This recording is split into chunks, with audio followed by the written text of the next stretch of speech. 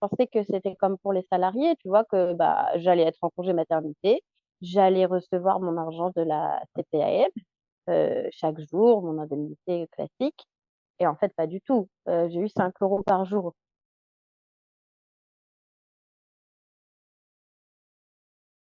De monter mon entreprise avant d'avoir des enfants.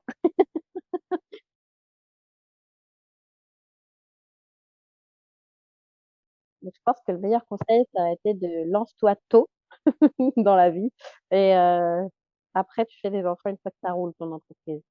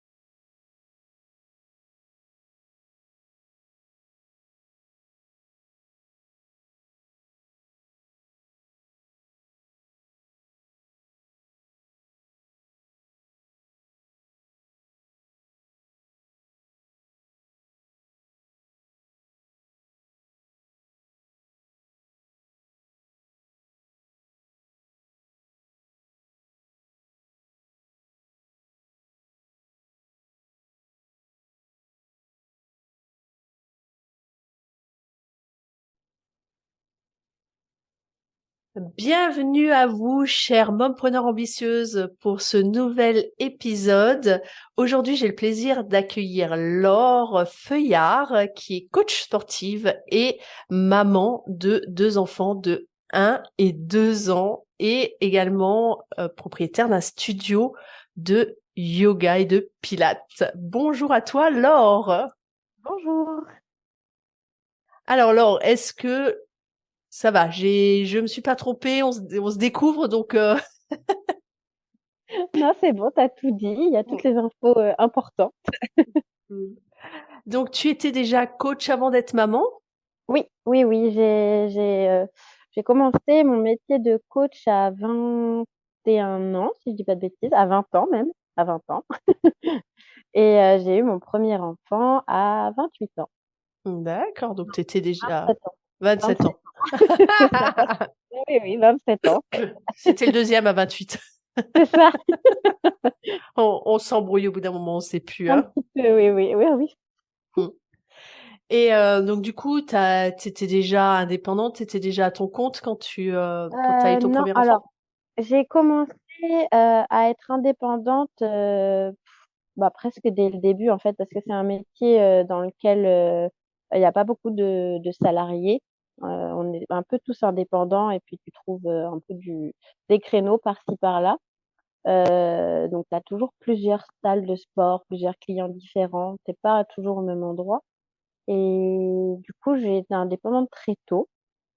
Mais c'est pas vraiment comme gérer une entreprise parce que tu vas travailler dans une salle de sport et il y a un patron qui gère tout. Toi, tu viens, tu fais ton cours et tu repars. Donc c'est assez simple la gestion. Mais Oui, oui. T'avais pas à j'ai- trouver des clients, du coup, tu venais, non, tu proposais ta prestation. En fait, ton client, c'était la salle de la salle sport. de sport, exactement. Ou alors des coachings à domicile, mais c'était toujours des gens que je trouvais en salle de sport. Mm. Donc moi, j'avais quasiment rien à faire de plus que venir faire mon cours et repartir. Mais Euh, avant, il a fallu peut-être trouver les partenariats avec les salles de sport? Et ça encore, ça a été assez simple, parce que je travaille en région parisienne, et il y a beaucoup de salles de sport. Même si oui, ça demande quand même de démarcher, et cetera, mais c'est pas si compliqué que maintenant quand on a son propre studio et que on doit trouver les élèves. Ça n'a rien à voir. Ouais, t'as remarqué une différence du coup depuis que t'as ton propre studio? Ah oui, la charge de travail, c'est pas du tout le même boulot. Là, Heu tu dirais que t'es plus entrepreneur maintenant. Ah oui, oui, oui. Oui, oui, même si j'ai pas encore changé de statut, parce qu'en réalité, je suis toujours auto-entrepreneur, et puis, je travaille avec une prof de yoga, donc on est 2 à gérer le studio. mais on est toujours sous l'auto-entreprise, donc chacune a sa partie. Là, c'est en projet de créer une entreprise en association toutes les deux. Euh, mais mais c'est vrai que le travail qu'on a actuellement, c'est donner des cours et gérer tout ce qui est communication, marketing, gestion, compta, Mmh. secrétariat, Mmh. ménage aussi. Tu découvres tous les métiers de l'entrepreneur, quoi. Ouais, ouais, ouais. C'est vraiment deux choses différentes. Même si j'ai toujours le même statut, toujours le même entreprise officielle, les deux, ça n'a rien à voir. Et puis en plus, j'ai décidé de faire ça entre mes deux enfants, donc le meilleur moment pour créer sa boîte. Puis en plus, il y a un écart qui est assez faible entre tes 2 enfants. Oui, il y a 14 mois d'écart. Ah oui, donc du coup, tu as juste eu le temps, voilà, de Pas faire grand-chose. J'ai accouché et peu de temps après, finalement, j'étais déjà de nouveau enceinte. Donc, ça a laissé peu de temps. En plus, c'est un métier où bah, j'ai besoin de mon corps. Donc, ça a quand même été un peu difficile ces 2 dernières années. Ça a Et été un voilà. défi pour toi, ta grossesse pour le développement de ton entreprise, quoi, de ton boulot? Je dirais pas que ça a été un défi. Je dirais que ça m'a quand même un peu mis des bâtons dans les roues, entre guillemets, même si j'aime pas trop donner cette expression quand on parle d'une grossesse. Mais ça m'a empêchée d'être aussi active et dynamique que je le voulais. J'ai dû ralentir, enfin, sur le lancement de l'entreprise, enfin, du studio, c'était en septembre. Je devais accoucher fin décembre. Donc, j'étais clairement pas au top en septembre pour à la fois donner des cours en étant enceinte, à la fois gérer tout ce qui était création, enfin, rendez-vous avec des publicitaires, enfin, tu vois, des magazines, des trucs, des machins pour essayer de se faire connaître. Et puis en même temps, bon, en parallèle aussi, on a rénové une maison, mais ça, c'est autre chose. Mais du coup, j'avais beaucoup de trucs à gérer en même temps. C'était un peu compliqué. Du coup, tu as pu t'organiser pour avoir des indemnités de grossesse? Oh, ah oui, ça, c'était encore quelque chose d'incroyable. La... Alors, pour la deuxième grossesse, ça a été assez facile parce que j'avais déjà tout en tête. Je savais exactement qui appeler si ça n'allait pas. Mais par contre, pour la première grossesse, j'ai fait partie d'un collectif qui s'appelle, enfin, ça a changé de nom maintenant, mais au tout début, c'était Auto-entrepreneuse en colère pour avoir le congé maternité parce qu'il y a eu plein de problèmes. Quand on est indépendant, alors au début, c'était, je crois que c'est le FSI, non, non, à la base, comment ça s'appelait avant, Je sais l'organisme qui plus. gérait. Et Je t'avoue, maintenant, je c'est la sais plus. CPAM. Et en fait, la CPAM, ils ont plein de trucs qu'ils n'ont pas mis à jour. Donc, enfin, on a écrit des courriers à Elisabeth Borne, à Olivier Véran, à Monsieur Macron, tout ça. Et il y a même un syndicat qui s'occupait de tout ça. Et moi, j'ai mis 8 mois à avoir mes indemnités pour mon premier enfant. Ah oui! Donc, j'avais 0 euros. Enfin, si, j'avais 150 euros par mois, ce qui clairement est un petit peu trop juste, j'ai envie de dire. Et donc, pour avoir vraiment mon taux plein, j'ai dû me battre. Et donc, j'avais fait appel à un syndicat que j'ai immédiatement recontacté à la deuxième grossesse. Et c'est donc le syndicat qui a pris en charge mon dossier pour que ça aille très vite cette fois-ci et que Mmh, j'ai pas de nouveau des problèmes. ouais. Donc là, ça a été un gros défi pour toi, quoi, être auto-entrepreneur et avoir une grossesse, quoi. Ah ouais, ça, c'était le Tu pire truc. tu t'y attendais pas, en fait, à ça? Tu y as pas Ah non, non, réfléchi? non, non, bah non, je pensais que c'était comme pour les salariés, tu vois, que bah, j'allais être en congé maternité, j'allais recevoir mon argent de la CPAM chaque jour, mon indemnité classique. Et en fait, pas du tout. J'ai eu 5 euros par jour. Je suis tombée des nues. Je me suis dit, attends, il y a un petit souci là sur le calcul. J'ai appelé, etc. Et puis en fait, il s'avère que mon chiffre d'affaires n'avait pas été pris en compte. Donc c'est comme si j'avais pas travaillé, quoi. Donc Mmh. j'avais vraiment le minimum. C'est même moins que le RSA, en fait. Ouais. Waouh! Ça, c'est un vrai, vrai problème. Mais il y a des groupes sur Facebook qui en parlent. Je crois que ça s'appelle Indépendante en colère ou Auto-entrepreneuse en colère. Mmh. Enceinte et en colère même. Indépendante, enceinte et en colère, c'est ça le groupe. Ah ouais. Donc heureusement qu'il y a des groupes, sur les réseaux sociaux, ça a pu t'aider à dépasser ce défi à relever, quoi.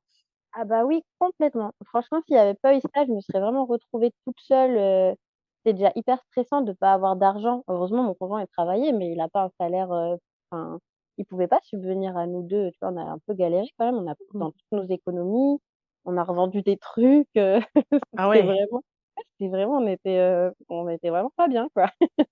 waouh, Maintenant, donc j'en rigole, mais c'est un peu nerveux parce que je me rappelle que c'était vraiment horrible, et du coup, pour le deuxième, j'ai dit: «Ça va pas se passer comme ça». Donc j'ai appelé direct le syndicat, je leur ai dit: «OK, je veux être sûre que mon dossier, il va bien passer et que mmh, tous les calculs vont être bien faits». mmh. Et donc là, on a vu un côté un petit peu galère de ton rôle, de maman qui a impacté sur ton rôle d'entrepreneur. Est-ce que tu as des côtés, positifs aussi du fait d'être maman sur ton rôle d'entrepreneur? Alors oui, oui, j'ai un côté, enfin, je trouve qu'il y a plusieurs côtés positifs. J'ai plutôt comment on peut dire? J'ai plutôt assez de liberté sur mes horaires. Alors évidemment, si je propose un cours, de renforcement musculaire en plein milieu d'après-midi, j'aurai personne, on est d'accord. Je suis obligée de travailler, quand les gens, sont dispo, donc un peu le week-end, parfois le soir. Mais, tu vois, j'arrive à avoir 2 après-midi dans la semaine où je suis avec mes enfants. Genre, c'est je rentre à 13h et après je les ai jusqu'au soir et ça me va, tu vois? J'ai quand même cette liberté dans les horaires. Si jamais, je sais pas, je peux annuler un cours un mois à l'avance en me disant: «Bah, ce matin-là, je vais prévenir mes élèves, mais je serai pas là parce que j'ai autre chose à faire, je vais rattraper mon cours, différemment». Donc j'ai quand même de la liberté, c'est assez flexible. Ouais, tu es libre de décider, plus ou moins de déplacer des cours, ouais. Oui, oui, Et complètement. tu te l'autorises aussi? Oui, je me l'autorise. Alors, c'est toujours, compliqué. Il y a un peu de culpabilité, mais parce que des fois tu te dis: «Bon, bah, je vais pas supprimer ce cours, juste parce que j'ai besoin de temps avec mes enfants». Mais en fait si, je crois que si, je crois que si. Non, mais c'est vrai, hein, avec l'expérience et le temps, je me dis: «Si, si on a besoin de temps avec ses enfants, ça doit passer avant». Par rapport à ton rôle, d'entrepreneur, quel est l'impact que tu vois sur ton rôle de maman? C'est que le travail s'arrête jamais. Mon cerveau est, du matin jusqu'au soir, concentré sur, les élèves, qu'est-ce que je vais faire comme cours, est-ce qu'il y a des nouveaux inscrits, est-ce qu'on n'a pas, je sais pas, est-ce qu'on n'a pas oublié de publier tel ou tel truc, c'est vraiment tout le temps, tout le temps, tout le temps, la tête dans le travail. Donc je me vois des fois, être à table avec les petits, donner à manger et en même temps scroller sur mon téléphone les inscriptions du cours de demain ou tu vois? J'arrive pas à décrocher complètement. Ça, c'est pas top, c'est pas top. Est-ce que tu as des anecdotes à partager, que tu as vécues du fait d'être maman et d'être entrepreneur? Je sais pas si c'est une anecdote vraiment, pertinente, mais c'est, que je peux amener, donc le plus petit que j'ai, je l'amène avec moi pour faire des cours maman-bébé.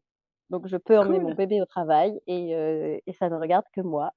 Donc j'ai cool. proposé, ce concept un peu pour pouvoir passer du temps avec lui aussi et pouvoir faire des cours avec lui et ça plaît aussi aux Ouais. mamans, bah, de Donc venir ça, avec leur c'est propre bébé. l'impact du fait d'être maman sur ton rôle d'entrepreneur. Tu aurais jamais eu cette idée de faire un cours maman-bébé si tu avais pas été maman, peut-être? Ah bah oui, je pense pas que ça aurait été aussi ou alors je me serais pas, autant, donnée dans le développement de ce projet. J'aurais sûrement pas fait, des formations, spéciales, sport et grossesse. Je me serais pas autant intéressée à tout ce qui est maternité, ça c'est sûr. Plus globalement, ça change quand même toute une vie d'avoir des enfants. Je pense que soit entrepreneur ou pas, mais c'est vrai quand tu es entrepreneur, bah, du coup, tu chamboules toute ta vie pro par rapport à tes enfants. C'est bien, en même temps c'est difficile, mais c'est bien aussi parce que je trouve qu'on peut faire passer les enfants, pas forcément avant tout le temps, avant le travail, tout le temps, hein, mais je pense qu'il y a quand même, on arrive plus à les mettre en avant, à réserver du temps pour eux, il y a personne qui nous met la pression, qui nous fait culpabiliser, qui moi, si mes enfants sont malades, bah, je vais dire, je vais appeler mes élèves, je vais leur dire: «Je suis vraiment désolée, mes enfants sont malades, j'ai pas de solution pour les garder, je dois rester à la maison». Et bah, mes élèves ils sont plutôt compréhensifs parce que, bah, de toute façon, s'il y a pas cours, ils vont pas payer, donc c'est pas grave. Alors que si c'était un patron, ça le saoule, ça le met dans l'embarras, et du coup, j'ai quand même moins de culpabilité à dire: «Bah ouais, faut que je m'occupe de mes enfants, désolée».